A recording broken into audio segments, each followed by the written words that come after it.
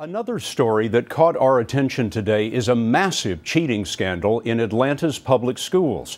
It matters far beyond that city because the alleged cheating involved the same sort of standardized tests used all over the country. Most surprising in the cheating scandal, it's not the students, but 178 principals and teachers who were involved. 56 schools were investigated, and cheating was found in 44. That is nearly 80%. We asked Mark Strassmann to look into this. It's a scathing report. A decade of systemic cheating in Atlanta's school system by the adults.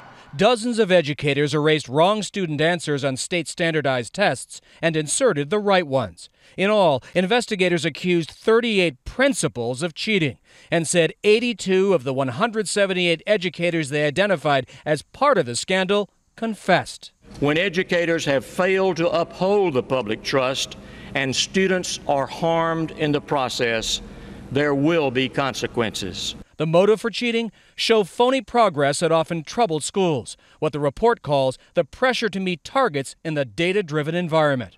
Parents are outraged. 185 people are in on this, then they should be fired immediately. Atlanta's scandal is the biggest in recent years, but other school systems in Baltimore, Houston, and Detroit have had isolated cheating issues on statewide tests.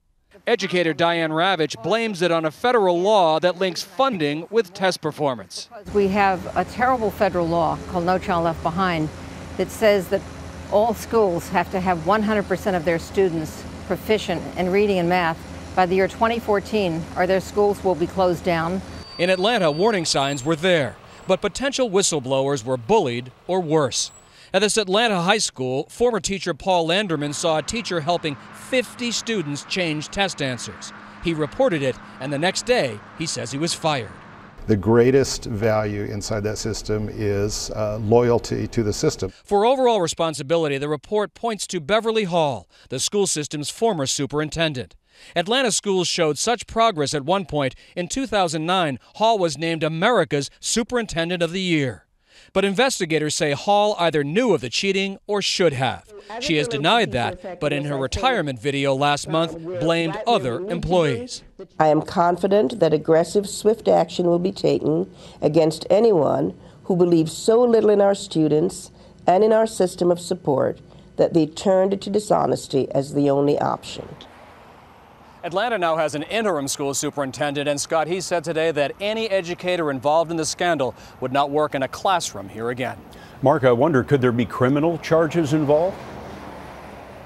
These people are looking at potential felony charges, Scott. Tampering with a state exam in Georgia is a potential felony, punishable by up to 10 years in prison. Thanks, Mark.